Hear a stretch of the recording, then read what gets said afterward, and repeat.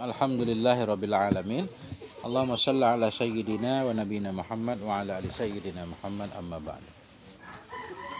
Allahumma 'allimna ma yanfa'una wanfa'na bima 'allamtana warzuqna ilman nafi'an amin ya rabbal alamin. Kitab Mukhtasar Abi Jamrah, hadis ke-8, halaman 29. Jauh masih perjalanan kita ya kan? Jadi pelan-pelan walaupun jauh kayak dalam ta'lim tadi, insyaallah sampai ke finish kan, lama-lama kita berjalan terus. An Abi Mas'udin, dari Abi Mas'ud. Abi Mas'ud, ini baru dengar Abi Mas'ud, biasanya Ibnu Mas'ud nih. Ini Abi Mas'ud. Dari Abi Mas'ud. Anin Nabi, dari Nabi sallallahu alaihi wa alihi wasallam. Qala.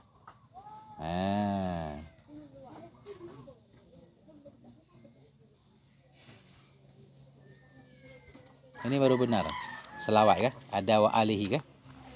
Biasanya sallallahu alaihi wasallam, ini sallallahu ta'ala alaihi wa ala alihi wasallam.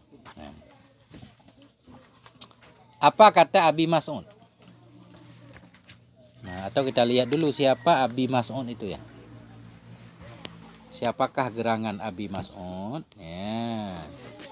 Qauluhu an Abi Mas'ud wa huwa Aqabah. Aqbatu bin Amir. Aqabah ibnu Amir, ibnu Amrin. Jadi Aqabah bin Amir bi fathil in, fathahin, Amrin ya, sukun mim, Amrin.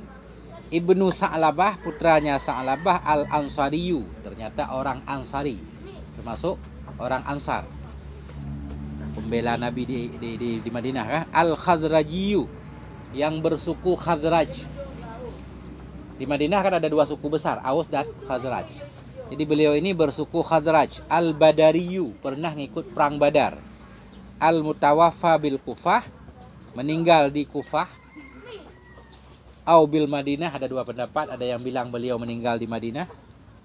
Al-Arba'ina sanatan,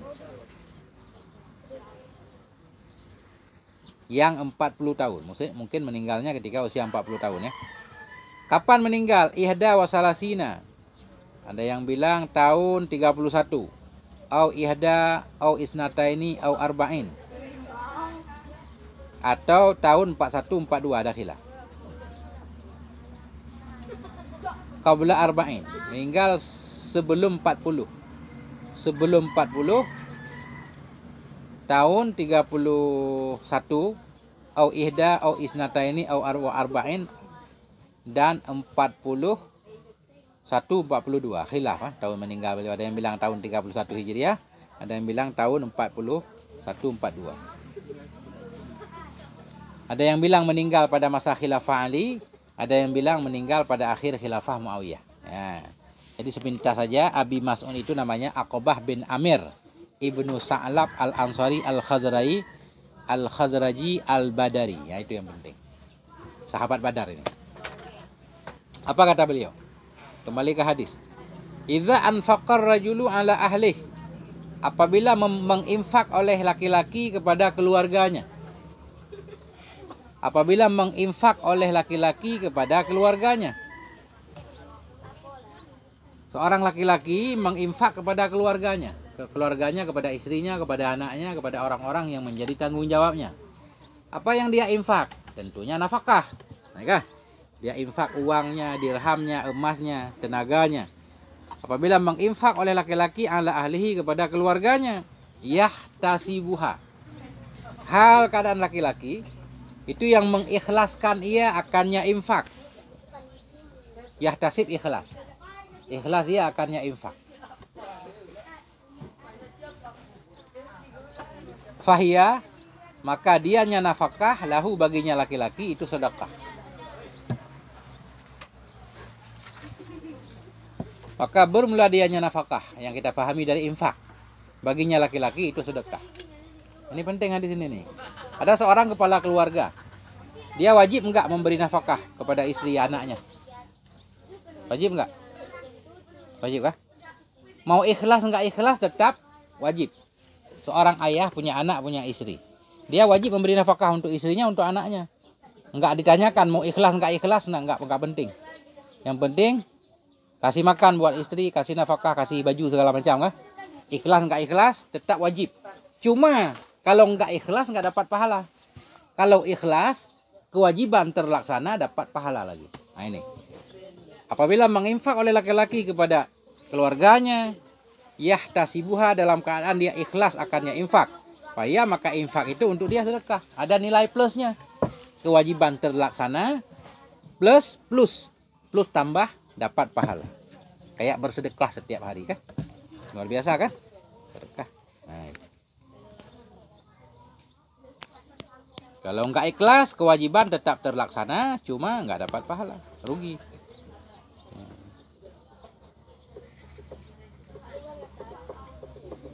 Nah.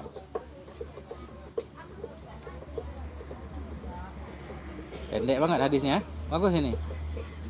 Idza anfaqar rajulu ala ahlihi yahtasibuha fahiyalahu shadaqatu. Kalau ada fatayat nanti ketemu suami pelit misalkan, kan? Bacain hadis ini depannya. Qala an-nabiy sallallahu alaihi wasallam, "Idza anfaqar rajulu ala ahlihi yahtasibuha fahiyalahu shadaqah." Kalau pas dapat suami paham bahasa Arab, ngerti dia, ya. Apalagi pernah ngaji Abi Jamrah. Oh, paham dia. Langsung cair kan? Sedekah. Nah, jadi sebelum bersedekah kepada orang lain kan bersedekah dulu kepada keluarga, anak dan istri. Ya, itu dihafal fatayat ya. Yang penting-penting dihafal, nggak harus semua kan. Nah, kemudian lanjut hadis nomor 9. Al-Bukhari qala. Ya, bermula Imam Bukhari itu berkata ia. Bermula Imam Bukhari itu berkata ia. Apa kata Imam Bukhari?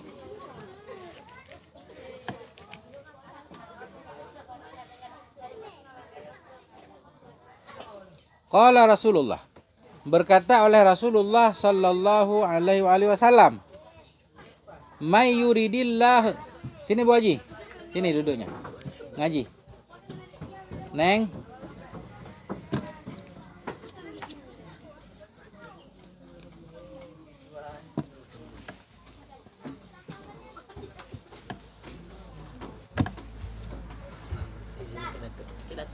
Datuk. May yuridillah, barang siapa yang menghendaki oleh Allah bihi dengan yasiman.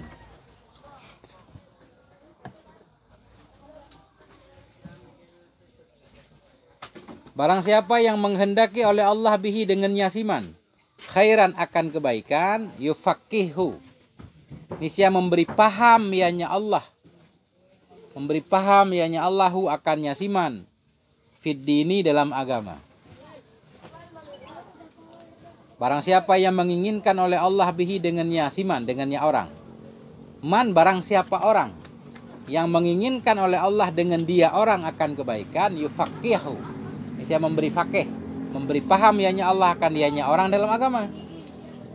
Jadi orang-orang yang diberi paham dalam agama itu tanda-tanda orang yang diinginkan kebaikan untuknya oleh Allah kah? Alhamdulillah kita udah ada di pondok ini. Udah mulai ada tanda-tanda Allah menginginkan kebaikan untuk kita. Kalau kita mau belajar kan? Nah itu gambaran ringkasnya begitulah, jangan panjang-panjang. Ya. Bukan berarti orang yang nggak paham agama nggak baik. Baik juga kalau dia soleh dan taat kan? Baik. Cuma lebih sempurna kebaikannya kalau paham agama. Dia faqih paham dalam agama, bukan hanya paham ilmu fikih. Walaupun ada juga ulama yang mengartikan ini yufaqihu, berarti orang yang paham ilmu fikih khususnya. Nah, bisa juga karena kehidupan zahir manusia itu banyak rata-rata berkaitan dengan fikih kan. Dibahas bab taharah dalam fikih, bab salat dalam fikih, bab nikah dalam fikih, bab talak dalam fikih, segala bab-bab macam dalam fikih. Maka penting faqih, ulama fikih yang paham hukum agama. Lanjut, wa innamal ilmu bitta'allumi. Hanya saja bermula ilmu itu dengan dipelajari. Nah, ilmu yang sebenarnya dengan dipelajari. Makna dipelajari bukan kita dapatkan dari baca kitab sendiri. Nah, ini kata Syekh Abi Jamrah begitu. Bukan dapat ilmu dari baca kitab sendiri. Tapi ilmunya pada dasarnya diwariskan, didengar dengan kuping. Ya. Asalnya kan ilmu dari Nabi. Kemudian al-ulama warasatul anbiya. Ulama itu pewaris para nabi. Nabi belajar, sahabat belajar dari Nabi, tabi'in belajar dari sahabat turun temurun kan? Itu talaki namanya, bertemu langsung. Itu makna ta'allum. Hanya saja ilmu itu bitta'allum, dengan dipelajari langsung dari yang punya ilmu. Cari guru, belajar langsung. Nah, dasarnya seperti itu.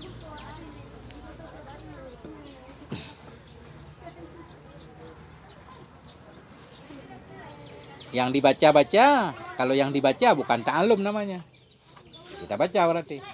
Yang sudah kita baca, biar lebih akurat lagi, kita tanyakan kepada guru kan. Benar gak hasil bacaan saya seperti ini? Benar gak mafhum saya seperti ini? Nah, itu udah dianggap belajar juga sama guru.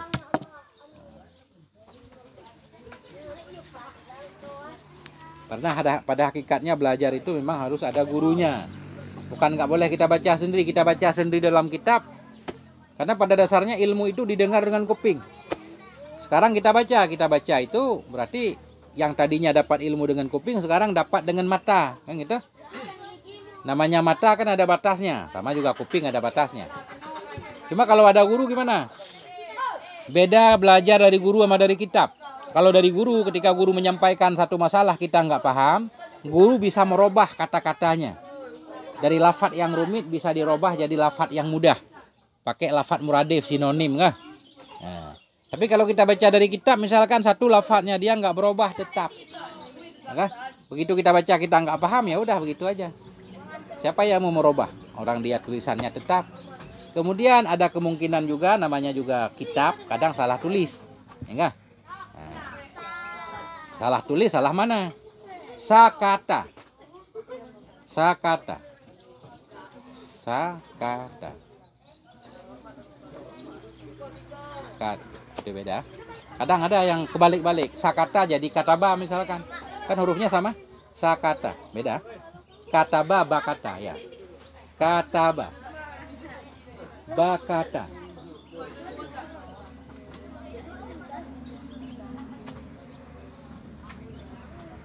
Ya. Atau contohnya jangan itu, kayak ilmu. Alima, amala, kan sama hurufnya.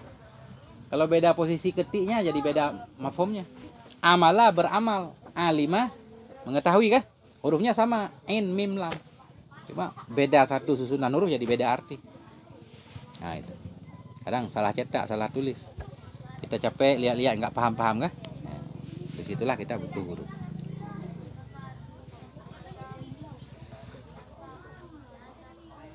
Ilmu, innamal ilmu, in lam mim. Kalau dibalik amala, jadi beramal. Innamal amalu misalkan. Misal.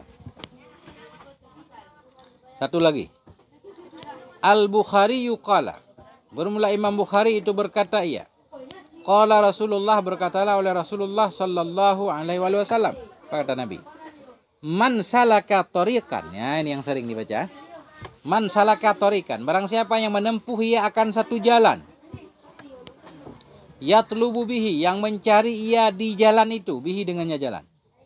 Yang mencari ia dengannya jalan atau di jalan. Ya, di jalan itu. Akan ilmu. Man salaka tariqan, barang siapa yang menempuh ia akan satu jalan. Yatlubu, yang mencari ia bihi dengannya jalan, ilman akan ilmu, sahhalallahu lahu, niscaya memudahkan oleh Allah lahu baginya, tariqan ilal jannah, akan jalan kepada sorga.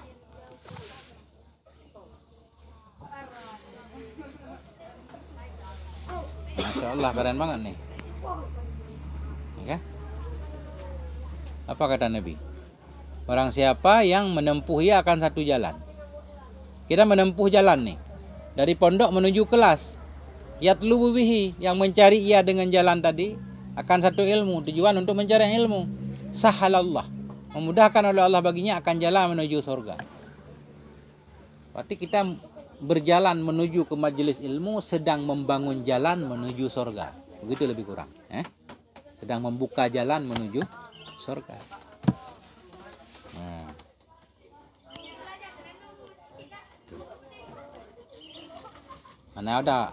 Mana ada orang yang nggak mau masuk surga.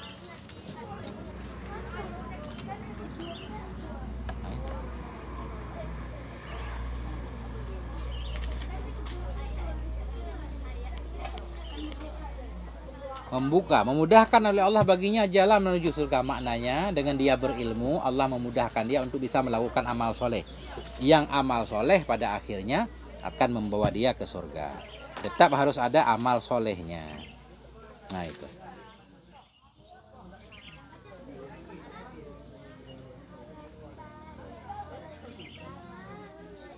Nah itu.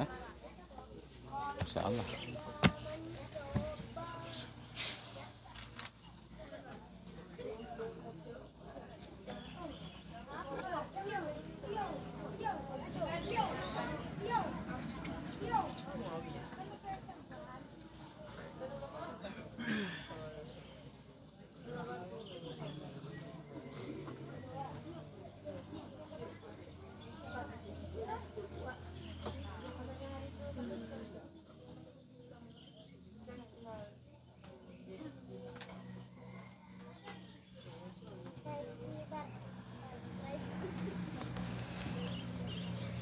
Jadi enggak harus kita pahami orang belajar doang. Umum ini hadis. Ini ya, ulang lagi. Barang siapa yang menempuh ia akan satu jalan. Memasuki dalam jalan. Yang mencari dengannya jalan itu ilmu, mencari ilmu. Ini bisa jalan sebenarnya, langsung kita menuju jalan, menuju masjid. Di masjid ada ilmu. Atau kita lakukan hal-hal lain, kita bekerja. Tujuan dengan bekerja dapat upah untuk membiayai pendidikan kan? Sama aja. Jadi semua yang berkaitan dengan ilmu itu akan memudahkan orangnya menuju surga. Jadi bukan hanya kita santri, orang tua kita juga. Orang tua kita bekerja di kampung nih. Ngederes karet, ngebersihin kebun sawit segala macam kan. Niatnya ini biar dapat biaya mau ngirim ke anak. Agar mudah biaya belajarnya misalkan, pendidikannya kan. Insya Allah orang tua kita masuk juga. Ya. Memudahkan jalan. Mencari ilmu. Nah ini kalau kita perlebar. Nah, artinya gini, semua orang yang ikut partisipasi dalam suksesnya belajar, nah insya Allah semua dimudahkan jalan menuju surga. Itu kita artikan, biar adil kan. Jangan santri doang kan. Tukang yang bikin pondok dapat juga insya Allah kalau niatnya benar bersih kan. Biar santri ada tempat tidurnya, ada meja tempat menulis. Nah, mudah-mudahan seperti itu.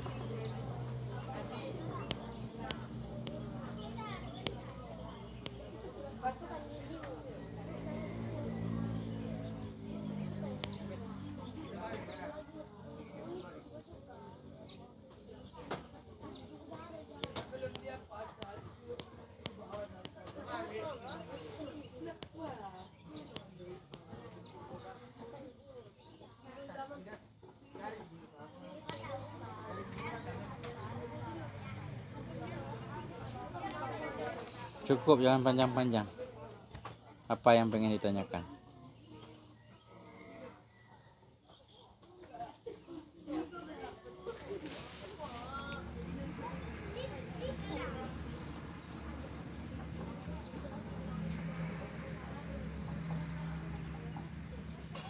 Innamal ilmu bita'allum. Ilmu harus dicari, nggak datang.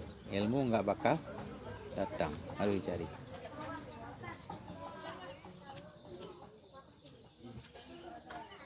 Dicari berarti kan harus ada usaha kan? Dicari, ada kerja. Ilmu itu dicari, harus ada pekerjaan, mencari. Bukan tidur-tidur tiba-tiba bangun dapat ilmu banyak kan? Masya Allah, nggak bakal itu. Wali juga nggak dapat.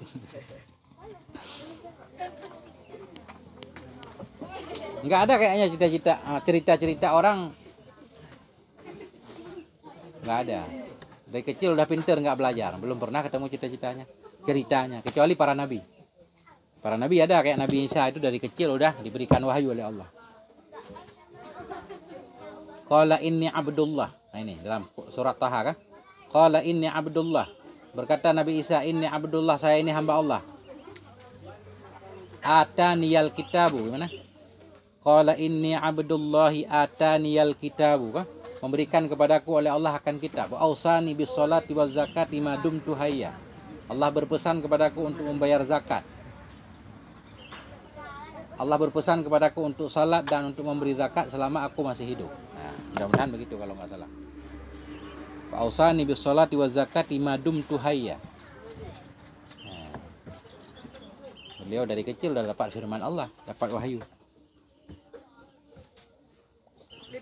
Bahkan kata para ulama yang disebut Injil itu setiap yang diucapkan oleh Nabi Isa itulah Injil. Nah, makanya Injil itu nggak ada tulisan khusus, ada banyak versi. Ketika Nabi Isa mengajarkan murid-muridnya, semua muridnya nulis. Jadi hasil tulisan muridnya itu disebutlah Injil. Ada nama muridnya Barnabas, ada Injil Barnabas. Ada muridnya namanya Yohanes, ya kan? Makanya ada Injil Yohanes nanti, ada Injil Barnabas, Injil Mata, Injil Matius, macam-macam. Ada 11 kalau nggak salah muridnya kan? Makanya versinya banyak. Ada salah satunya pengkhianat, namanya Yudas Iskariot dalam tafsir gitu. Dia mengadukan kepada Yahudi, memberitahukan tempat persembunyian Nabi Isa.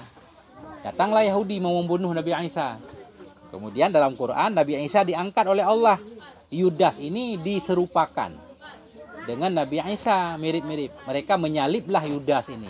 Mereka mengira telah menyalib Nabi Isa, padahal enggak menyalib. Tapi Nabi Isa bal rafa'ahullah. Tapi Nabi Isa itu diangkat oleh Allah.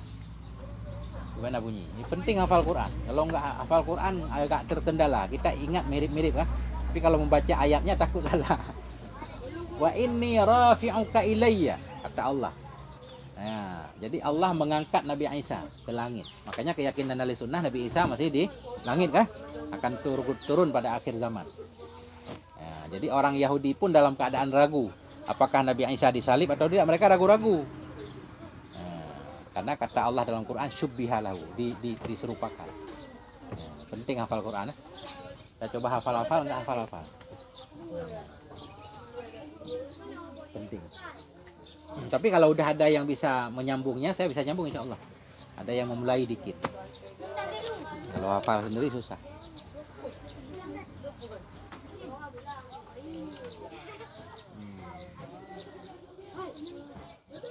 Wa inni mutawaffika wa rafi'uka ilayya, itu yang benar. Wa inni mutawaffika wa rafi'uka.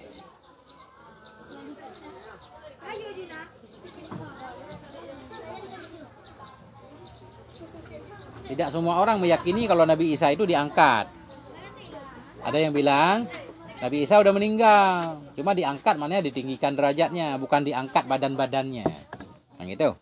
Cuma ahli sunnah meyakini diangkat sama badan-badannya, emang belum meninggal. Karena ayatnya ini mutawafika, saya mewafatkan kamu, kata Allah. Ada yang memaknai mewafatkan mati, ada yang mewafatkan ditidurkan, lalu diangkat. Nah, itu. Jadi nanti kita paham ketika ngaji tafsir. Wallahu a'lam bishawab wa ilaihil marji' wal ma'ab. Sallallahu ala nabiyina Muhammad wa ala alihi walhamdulillahi rabbil alamin.